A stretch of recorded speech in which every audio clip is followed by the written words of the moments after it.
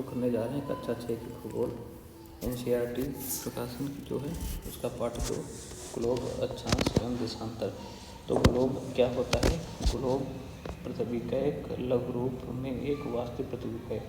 तो ग्लोब जो है जैसे एकदम पृथ्वी होती है वैसा ही ग्लोब उसका प्रतिरूप बनाया जाता है, बस ये छोटा होता है और ये पृथ्वी को ही प्रतिबिंबित करता है। जैसे पृथ्वी जितने अंश झुकी होती है ये उतने अंश पर ही झुकी होती है दोस्तों। और यहाँ पर देख रहे हो आप कि एक सिलाई पड़ी हुई है, ठीक है। ये आपका उत्तरी ध्रुव होता है और ये आपका ये दक्षिणी ध्रुव होता है, ठीक है। और ये जो सिलाई होती है काल्पनिक होती है, ये पृथ्वी में कोई वास्तविक रेखा नहीं होती है। हमने ग्लोब को बनाया है उसको दिखाने के लिए इतना झुका है, तो हमारे साइंटिस्ट हमारे वैज्ञानिकों ने उसको ऐसे बना दिया। जो हमारे खगोल शास्त्री हैं, ये आपका अक्ष है, ये उत्तरी ध्रुव और ये दक्षिणी ध्रुव होता है, ठीक है। इसमें आपके महाद्वीप सागर सब जैसे दिखते हैं ऐसे ही पृथ्वी पर हैं, मतलब इतने ही एरिया में है। ये उसका पैमाने के अनुसार उसको छोटा करके बनाया गया है, तो ऐसा ही दिखता है। तो इसको आप घुमाओगे तो ये ऐसे पश्चिम से पूर्व तरफ ऐसे घूमेगा इसमें, तो पृथ्वी भी ऐसे ही घूमती है। घूम तो ऐसे भी सकता है लेकिन हम ऐसे ही घुमाएंगे क्योंकि जैसे पृथ्वी हमारी घूमती है, ये इतनी पृथ्वी हमारी झुकी है, तो इससे हमें पृथ्वी कैसी है, कैसे वो झुकी है, क्या है, उससे हमें इसका पृथ्वी का प्रतिरूप पता चल जाता है दोस्तों। ये है तब इसके आकार के हैं, जैसे आप एलो वाला पढ़ सकते हैं। ये विभिन्न आकार एवं प्रकार के हो सकते हैं। बड़े ग्लोब होते हैं जिनको एक स्थान से दूसरे स्थान पर नहीं ले जाया जा सकता है। कुछ ऐसे ग्लोब होते हैं वो गुब्बारे के टाइप के होते हैं, जिसमें उसमें हवा भर दो तो फूल जाएंगे, हवा निकाल दो तो उसको पैकेट में पॉकेट में रख लो और कहीं भी ले जाओ। और ये गुब्बारा जैसे मतलब वैसे ही घूमता है, जैसे कुम्हार का पहिया घूमता है, लट्टू घूमता है, ठीक है। ग्लोब के देशों, महाद्वीपों तथा महासागरों को उनके सही आकार में दिखाया जाता है। तो ये ग्लोब है दोस्तों। तो और ये क्या हो गया, तो जिस जो आपका हमने रिलेट किया है थोड़ा, उसी को आपको लिखना है नोट्स में, बाकी आपको लिखने की ज़रूरत नहीं है, आप पढ़ लेना केवल, बाकी मैं बता ही दे रहा हूँ वो चीज़ें। तो हमने ये जो बता दिया किसमें होती है, काल्पनिक होती है, अक्ष होती है, ठीक है। अक्ष में उत्तरी ध्रुव दक्षिण ध्रुव, ऊपर वाला उत्तरी ध्रुव, नीचे वाला दक्षिण ध्रुव होता है। ऐसा क्यों होता है, ऊपर उत्तरी ध्रुव नीचे क्यों नहीं उत्तरी ध्रुव होता है? क्योंकि जब हम कोई किताब पढ़ते हैं, ठीक है, तो उसका कोई भी पेज है, पेपर या नीचे कुछ भी लो, कोई भी बुक लो या बोर्ड लो कहीं भी, तो उसमें ऊपर उत्तर रहता है, नीचे दक्षिण रहता है, आपके दाहिने हाथ तरफ पूर्व रहता है और इधर क्या रहता है आपका पश्चिम रहता है। आपको भी हम मैप वगैरह बनाते हैं तो इसी दिशा को हम कोने में लिख देते हैं एक कॉर्नर पे ऐसे कहीं पर, और ये ऐसे उत्तर इसमें दिखा देते हैं, फिर मैप वगैरह बनाया जाता है। तो ये इसका हमारा मानक है, इसी को हम लेकर चलते हैं दोस्तों। उसके बाद हमारे इस ग्लोब को, हमारी पृथ्वी को एक काल्पनिक रेखा 2 बराबर भागों में बांटती है, ठीक है। उसको हम क्या कहते हैं, विषुवत वृत्त कहते हैं दोस्तों। ये वृत्त वर्ड है, इसको भी आपको जो वृत्त लिखा है इसको भी आपको समझना है। वृत्त क्या होता है, वृत्त आप लोग जानते हो पूरा, ये आपका क्या है, एक वृत्त दोस्तों, ठीक है। ये आपका वृत्त, तो ये विषुवत वृत्त है, अर्थात मतलब ये ऐसे है तो पूरा बना हुआ है, आधा नहीं बना हुआ है। तो ये पृथ्वी है तो ये पूरे पृथ्वी पर ऐसे याद पृथ्वी है, तो वृत्त जो होता है ये पूरे पृथ्वी पर इधर से जाकर ऐसे पूरी काल्पनिक रेखा दोनों तरफ रहता है, ठीक है। ऐसे पूरे पृथ्वी पर ऐसे, तो एक तरफ उनका दिखाई देता है, एक तरफ उनका हमें नहीं दिखाई पड़ा। जब पृथ्वी घूम के आएगी तो ऐसे ही तुम्हारा ये है दोनों तरफ। तो ये विषुवत वृत्त है, इसी को हम भूमध्य रेखा कहते हैं। क्या कहते हैं, भूमध्य रेखा कहते हैं, ठीक है। इसको जीरो अंश कहते हैं, ठीक है, जीरो अंश की होती है, ठीक है। इसको जीरो अंश डिनोट करते हैं। और इससे ऊपर जो रेखाएं होती हैं इसके समांतर, ठीक है। ये समांतर मतलब जो भी वर्ड आता है, जैसे समांतर दिया हुआ है, जो समांतर वर्ड है जिनके बीच की दूरी हमेशा हर जगह बराबर होती है, उन रेखाओं को समांतर कहते हैं। ये नहीं कि ये समांतर हैं तो ये आपस में घुस जाएंगी, ऐसे नहीं, आपस में कभी एक दूसरे को समांतर काटती नहीं। तो ये विषुवत रेखा के ऊपर उत्तरी तरफ जो भी हैं तो उसको क्या कहते हैं, उस भाग को उत्तरी गोलार्ध कहते हैं। और जो विषुवत रेखा के नीचे है मतलब उसे हम दक्षिणी गोलार्ध में, क्यों, क्योंकि ऊपर हमारा उत्तर है और नीचे हमारा क्या है, दक्षिणी से उत्तरी गोलार्ध, दक्षिणी गोलार्ध आपका हो गया। और जो ऊपर समांतर रेखाएं खींची गई हैं विषुवत के, तो वो उत्तरी अक्षांश रेखाएं कहलाती हैं, जो नीचे खींची गई हैं दक्षिणी अक्षांश रेखाएं कहलाती हैं, ठीक है दोस्तों, समझ गए। तो रेड वाला आप पढ़ सकते हो, ठीक है। वही जो हमने बताया था वही यहाँ पर जो लिखा हुआ है उसको मैंने बता दिया, तो रेड वाले का आप बना सकते हो, ठीक है। मैं वो क्या कहते हैं, नोट्स बना सकते हो, बाकी कोई ज़रूरत नहीं है। तो यहाँ पर ये जो होता है यहाँ पर 90 डिग्री आ जाता है, तो इसको उत्तरी ध्रुव कहते हैं। यहाँ पर 90 डिग्री आ जाते हैं, इसको हम दक्षिणी ध्रुव कहते हैं दोस्तों। ये भी आपका क्लियर हो गया। तो ये आपको अक्षांश रेखाएं हो गई, इसमें बीच वाली जो होती है सबसे बड़ी अक्षांश रेखा होती है, ठीक है। उसके बाद क्योंकि पृथ्वी का आकार घटता जाता है तो सारी अक्षांश रेखाएं उससे छोटी हो जाती चली जाएंगी, ठीक है। तो अक्षांश रेखाएं सारी आपस में बराबर नहीं होती हैं, चीज़ क्लियर होगी दोस्तों की। अक्षांश रेखाएं आपस में बराबर नहीं होती, समांतर होती हैं, और वो सबसे बड़ी जो अंशांश रेखा होती है विषुवत व्रत होता है, ठीक है, जिसको भूमध्य रेखा बोलते हैं। ये क्लियर हो गया तो उसमें कोई दिक्कत नहीं है। उसके बाद इन मतलब 3 के अलावा जैसे एक आपका विषुवत हो गया, एक उत्तरी ध्रुव हो गया, ये उत्तरी ध्रुव हो गया, एक दक्षिणी ध्रुव हो गया, एक विषुवत, इनके 3 के अलावा और 4 इंपॉर्टेंट विषुवत रेखाएँ होती हैं। वो कौन सी हैं, मतलब क्या कहते हैं, वो अक्षांश रेखाएँ होती हैं, वो कौन सी हैं दोस्तों, पीछे इसमें दिया है, फिगर से आपको समझा दे रहे हैं, सारा सब कुछ समझा दे रहे हैं, ठीक है, फिगर से। तो पहला होता है ये 23.5 अंश उत्तरी अक्षांश पे, ठीक है दोस्तों, क्योंकि जब हम अक्षांश रेखाएं लिखते हैं तो इनके साथ हम दिशा जरूर लिखते हैं। जैसे ये उत्तर में है, क्योंकि इसके ऊपर जाएंगे उत्तर में, तो यहाँ पर उत्तरी अक्षांश हम लिखेंगे, क्या लिखेंगे, उत्तरी। उत्तरी अक्षांश ना लिखो चलेगा, लेकिन उत्तरी जरूर लिखो। नीचे जाओगे तो दक्षिणी जरूर लिखेगा, 60 में लिखा हुआ है, इसमें लिखा हुआ है नहीं, ऐसे ऐसे लिखते हैं, ठीक है, 20 अंश उत्तरी अक्षांश, 20 अंश दक्षिण में, ठीक है, ऐसे हम जरूर लिखते हैं।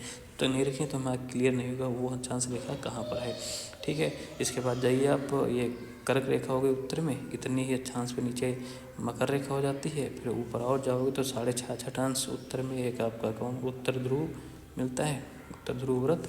और इसे इतना ही नीचे आप जाओगे 6.5 अंश दक्षिणी में, तो दक्षिणी ध्रुव मिलता है, ठीक है, इनको कहते हैं। और यहाँ पर तो आपको पता ही है उत्तरी ध्रुव है 90 अंश पे, और इधर 90 अंश पे दक्षिणी ध्रुव है, ठीक है। तो आपको कितने हो गए पूरे 7 हो गए, एक ये मकर रेखा, फिर विषुवत और कर्क रेखा, और ये 7 हो गए दोस्तों। तो 7 हमको मेन याद रखने हैं। उसके बाद अब टेम्परेचर आ जाता है, ठीक है। अब टेम्परेचर के अनुसार अगर हम बांटेंगे तो टेम्परेचर के अनुसार तो ताप के अनुसार दोस्तों, जैसे अब हम ये बता देते हैं, देख लीजिए, ठीक है। ये आपकी पृथ्वी है, अगर इसको सीधा रखेंगे तो पूरे पृथ्वी पर प्रकाश सीधा पड़ेगा।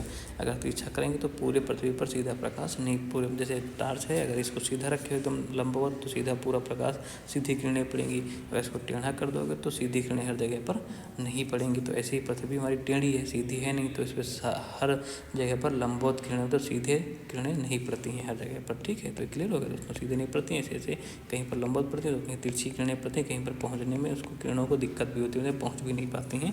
तो ऐसे हमारे पृथ्वी के साथ भी होता है। तो दोस्तों इसके साथ हम उसको आपको फिगर के देख के बता दे रहे हैं, ठीक है। तो इसके मतलब ये जो होता है उसी को हमने बांट रखा है, ठीक है। ये ताप कटबंधी क्षेत्र ना, जो है ना, ताप कटबंध क्षेत्र, इनको क्या नाम देते हैं तो हम फिगर में बता देंगे। यहाँ पर देखो लिखा है, एक बार आप स्क्रीन को पॉज करके आप पढ़ लेना, ठीक है। ये आपका ताप कटिबंधी, ठीक, जितने भी होते हैं उष्ण कटिबंध, शीतोष्ण कटिबंध और शीत कटिबंध, ठीक है, ये 3 है, ये बहुत ध्यान रखना, ठीक है। इन चीज़ों को आपका आखिरी तक प्रयोग होता रहेगा, इतना ही पढ़ते रहो जितना इसमें है। आगे आप इतना इंटेलिजेंट, इतना मतलब आपका कॉन्सेप्ट क्लियर हो जाएगा, भूल का कोई सवाल आपसे छूटेगा नहीं, ठीक है। तो ये क्या होते हैं, उष्ण कटिबंध, शीतोष्ण कटिबंध और शीत कटिबंध, इनका नाम याद रखो बस, और कुछ नहीं। बाकी फिगर देखो, फिगर आप देखिए यहाँ पर, ठीक है, फिगर देखिए। तो आपका जो है, हमारी पृथ्वी थोड़ा तिरछा है, तो सूर्य हमारा ऐसे क्या कहते हैं, चमक रहा है, तो इसकी किरणें हर जगह हमारी सीधी नहीं पड़ती हैं, तिरछी जाती हैं। तो ये लेकिन भूमध्य रेखा के, ठीक है, भूमध्य रेखा से उत्तरी तरफ कर्क रेखा तक और दक्षिण तरफ मकर रेखा तक, जो ये आपका ये दिया है इतना एरिया, ठीक है, इतना एरिया दिया है। यहाँ पर साल में कोई भी पॉइंट, कोई भी कहीं भी लो, साल में एक बार तो जरूर सूर्य इनके सीधे चमकता है। जैसे ना आपने सीधे दोपहर, जैसे जून में गर्मी होती है तो हमारे ऊपर सूर्य सीधे चमकता है, ठीक है। तो ऐसे साल में कम से कम एक बार सूर्य यहाँ पर हर एक पॉइंट पे सीधे चमकता है, ठीक है। तो इसलिए यहाँ पर ताप ज़्यादा होता है, इसलिए इसको क्या कहते हैं, ताप और उष्मा ज़्यादा रहती है, यहाँ पर गर्मी ज़्यादा होती है, बारिश भी ज़्यादा होती है, तो इसको उष्ण कटिबंध कहते हैं। क्या कहते हैं, उष्ण कटिबंध कहते हैं। और इसके अलावा, इस एरिया के अलावा पृथ्वी पर कहीं पर भी साल में मतलब सूर्य सीधे नहीं चमकता है, ठीक है। इसमें जाओगे थोड़ा ठंडक पड़ने लगेगी, ठीक है, मतलब कम गर्मी रहती है यहाँ तक। तो इसको हम दक्षिणी शीतोष्ण कटिबंध कहते हैं, मकर रेखा से दक्षिणी ध्रुव व्रत के बीच और कर्क रेखा से उत्तरी ध्रुव के बीच इसको उत्तरी शीतोष्ण कटिबंध कहते हैं ना। शीतोष्ण कटिबंध उत्तरी लग जाता है, दक्षिणी लग जाता है, उत्तरी लग जाता है। और आगे बढ़ेंगे तो यहाँ पर तो मतलब प्रकाश क्षितिज तक ही पहुँच जाता है। क्षितिज मतलब समझते हैं ना, क्षितिज मतलब जहाँ पर लगता है कि पृथ्वी और आकाश जुड़ रहे हैं, तो मतलब यहाँ पर प्रकाश पहुँचते नहीं, बड़ी मुश्किल से पहुँचता है। तो मतलब 6 महीना दिन होता है यहाँ पर, तो 6 महीने रात होती है। वैसे यहाँ पर तो जब यहाँ पर 6 महीने दिन होगा तो यहाँ पर रात होगी, और जब यहाँ पर दिन होगा 6 महीने तो यहाँ पर क्या होगी, रात होगी। तो यहाँ पर और भी ज़्यादा ठंडक होती है, इसलिए इसको हम क्या कहते हैं दोस्तों, उत्तरी शीत कटिबंध लिखा हुआ ना इसका नाम, उत्तरी शीत कटिबंध, ठीक है। तो उत्तरी शीत कटिबंध कौन है, ये है आपका, ठीक है, ये वाला, और दक्षिण शीत ये हो गया। तो दोस्तों आपका क्लियर हो गया, आपने फिगर जब देख लिया तो आपका सारा मैटर क्लियर हो गया, कोई दिक्कत ही नहीं हुई। तो फिगर से आपको याद रखना है।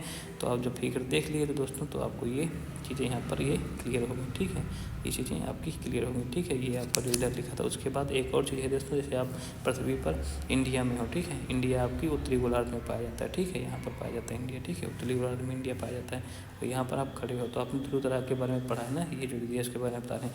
तो ये आप सीधी रेखा खींच दो, ध्रुव तारा को ऐसे मतलब अगर खींच के अगर ये कोण नाप लो, अगर 30 अंश है तो आप 30 अंश उत्तरी अक्षांश में खड़े हो। कहाँ पर?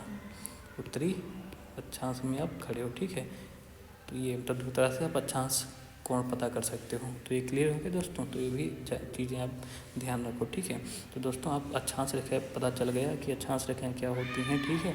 मतलब अक्षांश रेखाओं के बारे में पता कर लिए कि अक्षांश रेखा जैसे अगर पृथ्वी है तो एक अक्षांश रेखा भूमध्य रेखा जो होती है, जिसको विषुवत भी कहते हैं, विषुवत भी कहते हैं, जीरो अंश होता है, सबसे बड़ी होती है, ठीक है।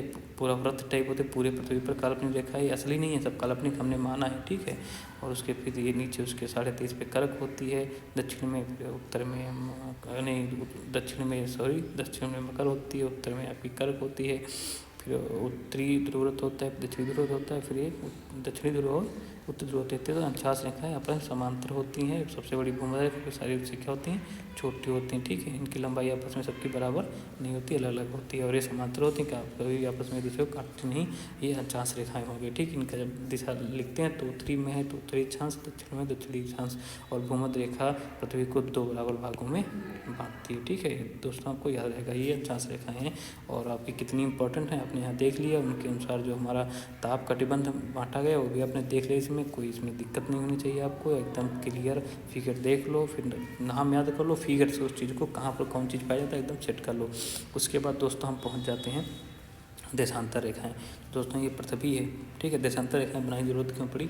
क्योंकि हमें समय, ठीक है, और स्थान देना था। तो जब तक देशांतर रेखाएँ नहीं होती तो समय नहीं थे। जैसे आपकी अक्षांश रेखाएँ हैं, आप भूमध्य रेखा पे ही मान लो, तो आप मान लीजिए भूमध्य रेखा पर हो, ठीक है, 0 अंश पर। हम बता दें कि हम भूमध्य रेखा 0 अंश पे है, तो ये भूमध्य रेखा पूरे पृथ्वी पर ऐसे है। तो दोस्तों कहाँ पर हो, हम कैसे पता करेंगे आप कहाँ पर हो, ठीक है। तो उनको जैसे अगर कोई अक्षांश रेखाएँ ऐसे बता जहाँ पर आप काट रहा कि चलो 0 अंश भूमध्य रेखा और ये 80 अंश पूर्वी देशांतर पे आप हो, तो 80 अंश पूर्वी देशांतर आपने बता दिया कि अपनी स्थिति बता दी आपने कि 0 अंश अक्षांश पे, ठीक है, 0 अंश अक्षांश पे मतलब उसमें दिखनी भूमध्य रेखा, ठीक है, और 80 अंश पूर्वी देशांतर बता दिया, ठीक। इतना अपना स्थिति बता दो तो आपका लोग पता कर लेंगे आप कहाँ। तो 0 अंश अक्षांश से खींच दो पृथ्वी पर जो भी ग्लोब है, 80 अंश पे अक्षांश खींचते चले और जहाँ पर दोनों काटेंगे वहीं पर आपकी ये स्थिति हो गई, ये आपकी लोकेशन पता चल जाती है। इसलिए हमें देशांतर रेखाओं की ज़रूरत पड़ी। तो यही आगे दोस्तों बताया गया है, यहाँ पर फिगर में दिखाया गया, ठीक है। कैसी चीज़ों देखते हैं तो हम उसको आपको पहले ही बता दिए, तो आपको देशांतर रेखाएँ बता देते हैं क्या होती हैं। देशांतर रेखाएँ जो होती हैं दोस्तों, ठीक है, देशांतर रेखाएँ जो आपकी ये जो देशांतर रेखाएँ पृथ्वी है आपकी, ठीक है, ये ध्रुव से चलता है, दूसरे ध्रुव पे ख़त्म हो जाता है ऐसे ऐसे, ठीक है, ऐसे ऐसे। तो ऐसे ऐसे खींच दिया मतलब गेंद लोगे, ठीक है, तो उस पर खींच दोगे चारों तरफ ऐसे रेखा खींच दोगे, ठीक है। तो अब दोस्तों ये देशांतर रेखाएँ क्या होती हैं, ठीक है, खींच दिया ऐसे ही ना। और इसमें इन ना रेखाओं को देशी यमोत्तर भी कहते हैं, देशांतरीय यमोत्तर भी कहते हैं ना, लिखा ना देशांतरीय यमोत्तरीय, लिखा ना देशांतरीय यमोत्तर भी कहते हैं। ये चीज़ें ध्यान रखना, देशांतरीय यमोत्तर भी कहते हैं, ठीक है। और प्रत्येक अंश को मिनट में, ठीक है, उनके बीच की दूरी को हम अंश में मापते हैं ना, देशांतर के अंशों में मापा जाता है।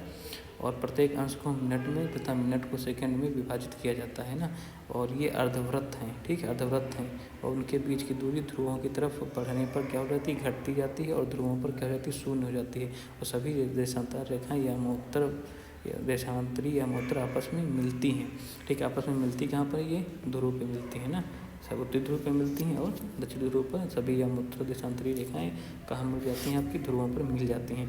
तो आपको हमने देखो एक वर्ड दिया था यहाँ पर अर्धवृत्त। तो दोस्तों ये अर्धवृत्त क्या है, जैसे हमने अभी अक्षांश को पढ़ा था तो कि उसमें व्रत लिखा था क्योंकि वो पूरी होती थी, लेकिन ये पूरी नहीं होती हैं, आधी होती हैं ये व्रत तरीके से। जैसे पृथ्वी है तो ये यहाँ से शुरू होगी, यहाँ पर ख़त्म होगी, उधर वाली नहीं होगी। तो ये 0 अंश है तो उधर वाली जो होगी इधर की 180 अंश होगी, एक ये होगी, मान लो 10 अंश की है ये, ठीक ठीक है। तो उधर वाली ये पूरी नहीं, यहाँ पर ख़त्म होगी, यहाँ से शुरू होगी, यहाँ पर ख़त्म, पूरी नहीं, पूरे पृथ्वी पर नहीं होती है। और इसके जो उधर बैक साइड में इसके पूरी टोल होगी तो उसको हम दूसरा अंश देते हैं, ठीक है। तो इसलिए ये आधी होती हैं, इसलिए इनको अर्धवृत्त कहते हैं। क्या कहते हैं? अर्धवृत्त कहते हैं। तो इनके बीच की दूरी को हम किस में नापते हैं? अंश में नापते हैं। अंश को मिनट और मिनट को सेकंड में नापते हैं, इसको भी बता रहे हैं, ठीक है। अब दोस्तों ये अब पृथ्वी पर आपने तमाम देशांतर रेखाएं ऐसे खींच दी है, ठीक है। और दोस्तों देख रहे हो, ऐसे खींचो, ये समांतर नहीं है, ठीक है, ये आपकी समांतर नहीं। और एक और देख रहे हो कि ये सब दूरियों में आपस में बराबर है, ठीक है। क्योंकि पृथ्वी गेंद पे खींचोगे सभी अंशांश रेखाएं आपस में क्या होंगी? बराबर, क्योंकि उसी गेंद पे खींच रहे हैं ना, ये गेंद है तो ये खींच दिया, देखिए सब आपस में बराबर हैं। और जब इनको ध्रुव तरफ भूमध्य रेखा पर इनके बीच की दूरी सबसे ज़्यादा होती है, जब ध्रुव तरफ पड़ते हैं तो इनके बीच की दूरी कम होती जाती है और ध्रुव पे मिल जाते हैं, चाहे उत्तरी ध्रुव हो चाहे दक्षिण ध्रुव पर हो ना, जो यहाँ पर दूरी होगी वो यहाँ पर दूरी होगी, मतलब दूरी के अनुसार, ठीक है दोस्तों। तो ये आपस में बराबर होती हैं, इनके बीच की दूरियाँ जो होती हैं क्या होती हैं? समान नहीं होती है, ये ध्रुव पर आके मिल जाती हैं। ये आपकी देशांतर रेखाएँ हैं। और देशांतर रेखाओं की दूरी तो ये अंशों में भी नापते हैं, और जैसे अक्षांश को नापते हैं अंशों में नापते हैं। अब दिक्कत है इसमें, हम फिर जैसे उसमें भूमध्य रेखा को मेन बना था, फिर उससे अंशों में बांट दिया था। तो इसमें भी सभी ने डिसाइड किया, सभी देशों ने डिसाइड किया कि जो लंदन में एक ग्रीनिच है ना, ग्रीनिच, ठीक है, जहाँ ब्रिटिश की राजकीय वेधशाला है, इसको उन्होंने मेन मान लिया कि इसको हम 0 मान लेते हैं। इसके बाद जब हम पूरब में जाएंगे तब गिनती शुरू करेंगे पूरब तरफ, और इधर पश्चिम में जाएंगे तो हम पश्चिम की तरफ गिनती करते चले जाएंगे। जैसे 1 अंश हो गया, ठीक है, फिर 2 अंश हो गया, 3 अंश हो गया, 4 अंश, तो पूरा मतलब यहाँ से पीछे तक गिनती चले जाएँ तो 180 वाली, 180 वाली ये हो जाएगी, 180 अंश। ऐसे पश्चिम में जाएंगे तो 1 अंश 2 अंश करते करते 180 अंश पहुँच जाएंगे। तो दोस्तों 180 अंश वाली दोनों काम होती है, जाएंगे पूर्व तक 179 तक जाओगे, इधर भी पश्चिम से भी जाओगे 179 तक जाओगे, और 80 वाली 180 वाली यही कॉमन हो जाती है। 0 वाली दोनों के लिए कॉमन है। वैसे बैक साइड में अगर 180 घुमा के इधर ले आओगे तो 180 अंश वाले भी आपस में क्या है? कॉमन है। तो वही चीज़ यहाँ पर रखी है, जानना रोचक होगा कि 180 अंश पूर्व 180 अंश पश्चिम, ये मतलब एक ही रेखा होती है, वही तुम्हारी इसमें भी होती है, ठीक है। 0 वाली जैसे एक ही है वैसे 180 वाली भी तो तुम्हारी एक ही है, अलग अलग नहीं है, ठीक है। तो कितनी देशांतर रेखाएं हो गई? तो देखो अब एक हो गई आपकी 0 वाली, ठीक है, ये एक हो गई, 0 वाली एक हो गई। और फिर एक पूरब में जाओगे तो 179 तक जाओगे, फिर पश्चिम में जाओगे तो 179 तक जाओगे, ठीक है। और 180 वाली एक हो गई। तो देखो ये एक जोड़ा 180 हो गया, इसमें एक जोड़ा 180 हो गया, तो पूरा कितना हो गया? 360, ठीक, 360 अंश हो गया। तो 360 अंश भी हो गया, 360 रेखाएं होती हैं। तो एक अंश को एक रेखा डिनोट करती है दोस्तों, समझ गए। तो अब अंशांश रेखाएं ये होती हैं, जैसे ऐसे कोई चीज़ है, भूमध्य रेखा ये है, मकर रेखा ये है, कर रेखा है, उत्तरी ध्रुव है, तो और भी खींच सकते हो, लेकिन हमें 7 मेन याद रखना है। ध्रुव को 2, ठीक है, भूमध्य रेखा को, और फिर उत्तरी ध्रुव व्रत को, दक्षिण ध्रुव व्रत को, और कर्क रेखा को और मकर रेखा को, ये हमको मेन याद रखना है, ठीक है। और ये देशांतर रेखाएं हो गई। तो इन रेखाओं से बना के, जैसे ये हो गया ना, ये अर्थात रेखाएं, ये देशांतर से एक जाल टाइप की बन जाता है। इस जाल को हम ग्रिड कहते हैं। क्या कहते हैं? ग्रिड। और ग्रिड की सहायता से हम लोग स्थान और टाइम डिसाइड करते हैं, ठीक है, लोगों का लोकेशन पता कर लेते हैं। तो ये चीज़ें आपको क्लियर हो गई। देशांतर रेखाएं, अंशांश रेखाएं, अब इनका प्रयोग क्या है तो आपको प्रयोग बताते हैं, तो ठीक है। अब इसके किसी की दूरी ज्ञात करनी तो हमें तरीका बता दिया कैसे ज्ञात करते हैं, वही सब यहाँ पर आप लिखा है, पेज को आप, ठीक है, मतलब करके एक बार पढ़ लेना, बाकी रेड वाला नोट्स बना सकते हो, ठीक है, और आओ करके भी देख सकते हो। उसके बाद इसमें के, ठीक है, इसको भी बाद में बताएंगे, ये आप दूरी आप निकाल सकते हो, ठीक है। उसके बाद यही बताए ना, तो अब ये हम समझाते हैं। ये जो रेट लिखा है देखो क्या है, तो 360 हो गई देशांतर रेखाएं। देशांतर जो हो गई कितनी हो गई? 360 अंश हो गई। 360 है, 360। तो पृथ्वी अपने कितने घंटे में घूमती है? 24 घंटे में घूमती है। 24 घंटे में 360 अंश घूम जाएगी ना पृथ्वी, ठीक है। तो 1 घंटे में कितना घूमेगी? 1 घंटे में 360/24, ठीक, इसको भाग करोगे तो आपका 15 अंश आ जाएगा। कितना आ जाएगा? 15 अंश आ जाएगा, ठीक है। 1 घंटे में 15 अंश घूमेगा। 15 अंश घूमने में पृथ्वी को 1 घंटा लगता है। तो फिर 1 अंश घूमने में पृथ्वी को कितना टाइम लगेगा? तो 1 घंटे को आप मिनट में बदल दो, 60 से गुणा कर दो, मिनट में बदल जाएगा। और 15 अंश से भाग कर दो आपके, तो ये आ जाएगा 4 मिनट, ठीक है।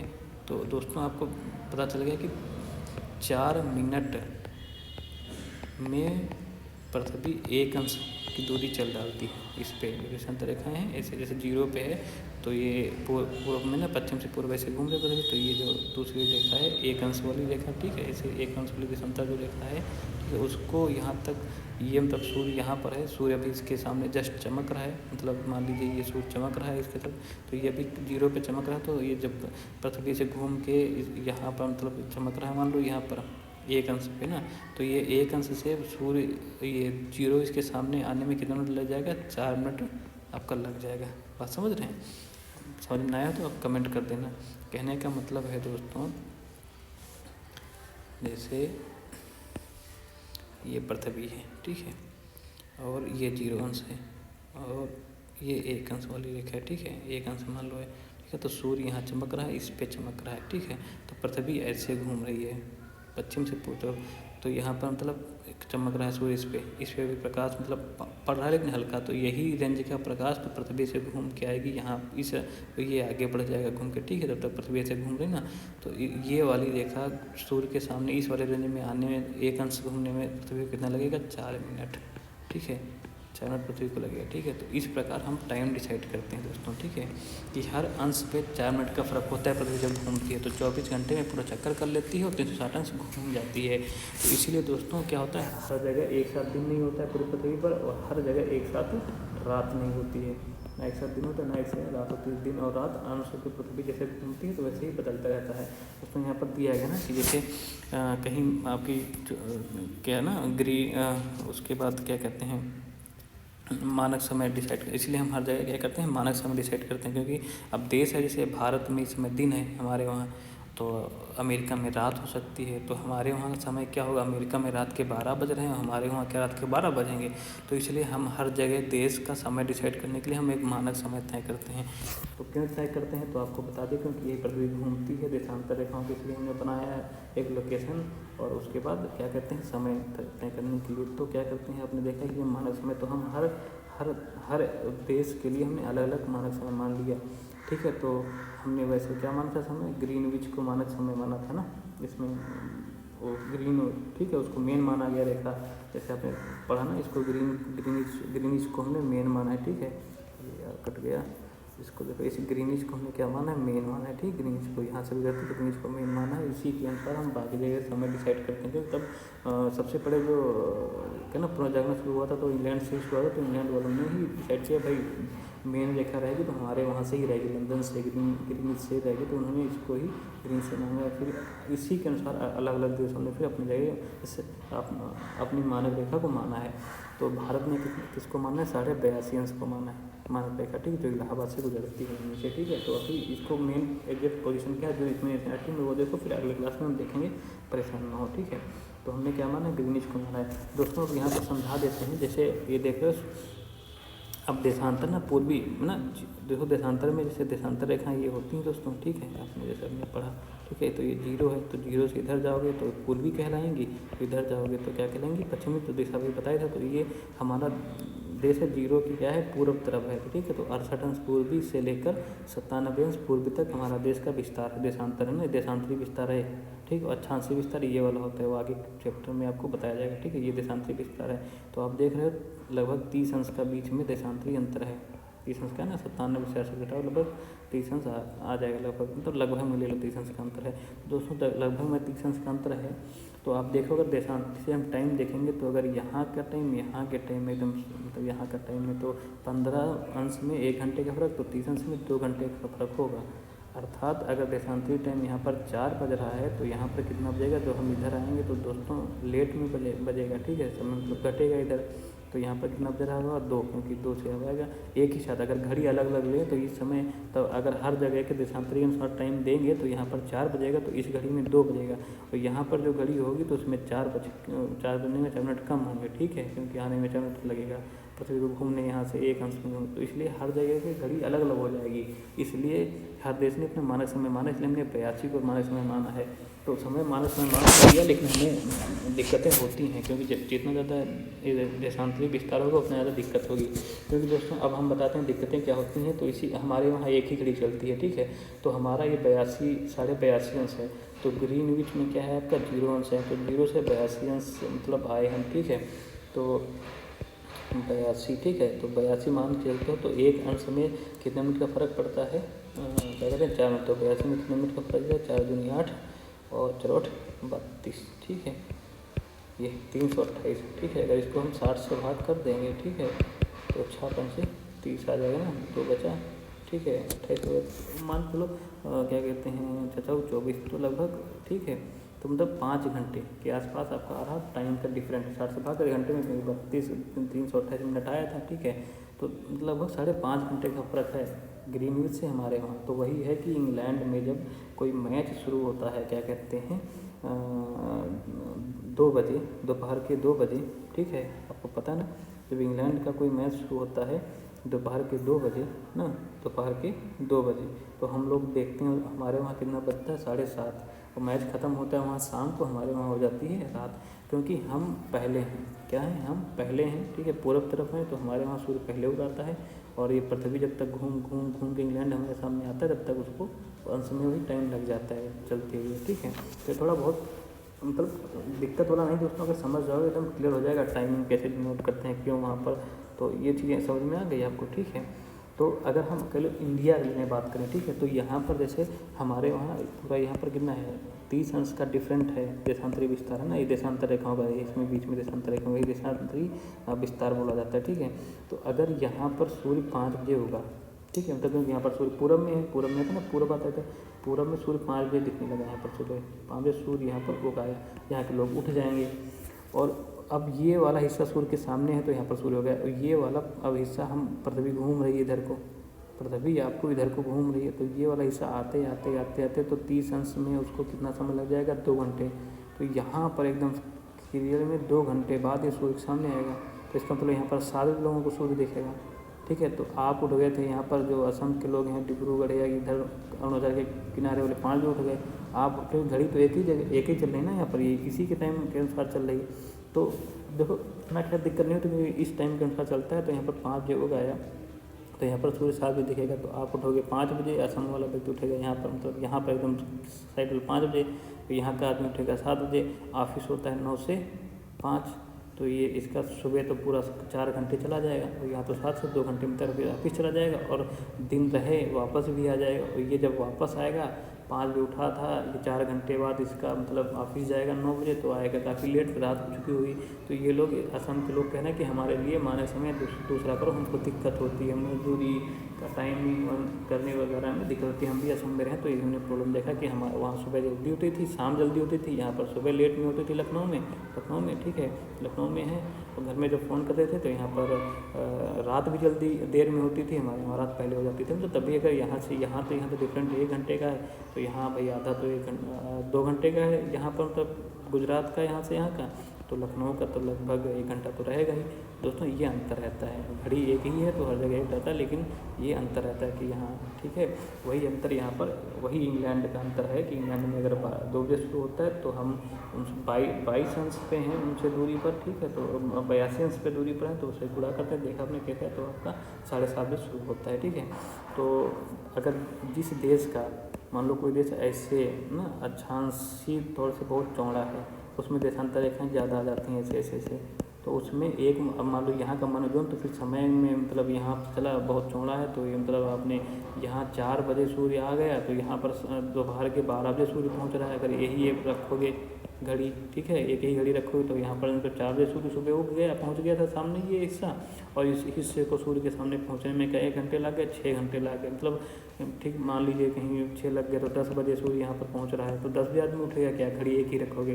तो जो जिन देशों का देशांतरी विस्तार ज़्यादा है, वहाँ पर कई मानक समय माने गए हैं, जैसे रूस बहुत चौड़ा है, ठीक है, देशांतरी विस्तार ज़्यादा है, तो उसको हमने 11 मानक समय माने हैं, ठीक है। वहाँ पर 11 घड़ी चलती हैं अलग अलग, कुछ जगह पर कुछ और बजा होगा, तो कुछ जगह पर कुछ और बजा होगा, ऐसे ही कई और देश हैं, ठीक है, तो वहाँ पर अलग अलग घड़ी मानक समय माने गए हैं। तो अब ये आप फिगर समझ लो एक बार, ये देखिए, देखो रूस को देखिए, रूस यहाँ से फैला हुआ है, ठीक है, यहाँ से फैला हुआ है, यहाँ तक जाके पूरा ये रूस बहुत चौड़ा ना, तो इसमें 11 मानक समय है। देखो इंडिया में एक ही है, इंडिया कहाँ है अपना, ये देखो ना, इंडिया में एक ही मानक समय है ना, हमने पूरा एक ही माना है, तो रूस ने 11 मानक समय दे भी रखा है, रूस पूरे 11 मानक समय मान रखे हैं, ठीक है, 1 2 3 4 5 6 7 8 9, और ये क्या कहते हैं 10 और ये 11। तो यहाँ घड़ी में कुछ और बज रहा होगा, यहाँ कुछ और बज रहा होगा, यहाँ कुछ और कहूँ, यहाँ कुछ और, यहाँ कुछ और, तो अलग अलग समय घड़ी में रोज़ के बजते हैं। ठीक है, उन्होंने 11 समय मान रखे हैं।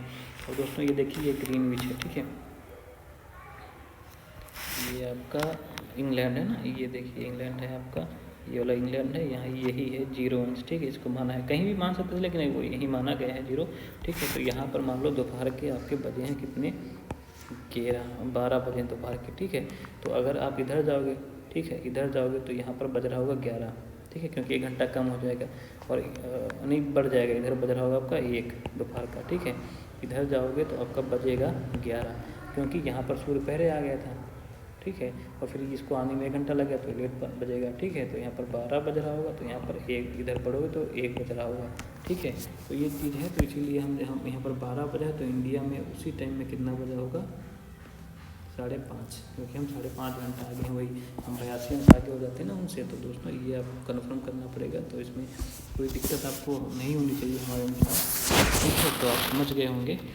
अगर दिक्कत आया हो तो दोस्तों आप हमको बताना, तो इसको हम और डिटेल से आपको बता देंगे, क्योंकि इस पर वैसे आप समझ गए होंगे। अगर कोई है तो कमेंट करना दोस्तों। ठीक है, तो ये 0 है, इधर जाओगे तो आपका होगा समय आगे होता है, इधर जाओगे तो समय आपका क्या होता है, पीछे। पश्चिम में जाओगे समय पीछे होता जाता है। ठीक है, तो इधर पूरा पृथ्वी पश्चिम से पूरी तरफ घूम रही है, सूरज इधर पहले हो गएगा, फिर पृथ्वी घूमते घूमते इधर टाइम लगेगी, कैसे कितना टाइम लगता है वो बता दिया। ठीक है, कुछ आगे आओगे तो दोस्तों अब हमको आशा करते हैं आपको समझ में आ गया होगा। और दोस्तों अगर कुछ बाकी रहेगा और कुछ दिक्कत हो समझने में तो हमें बताना, हम आपको समझा देंगे। अब दोस्तों जैसे एक्सरसाइज दी है दोस्तों, आप कर सकते हो, उसमें कोई दिक्कत नहीं है। आप पढ़े हो तो आप खट से कर सकते हो सही। ये भी क्वेश्चन लिख सकते हो आप लोग। ठीक है, पृथ्वी का आकार, ग्लोब क्या है, रेखा, अंशासी मान क्या, सब आप बता दोगे तो एनसीईआरटी पढ़ते रहो, आपका कोई भी परीक्षा छूटेगा नहीं। वो कल भी क्वेश्चन आप कर लेना, आपको पता है, आपने पढ़ा है तो आपको ध्यान कर लोगे। ठीक है, जय हिंद, जय भारत।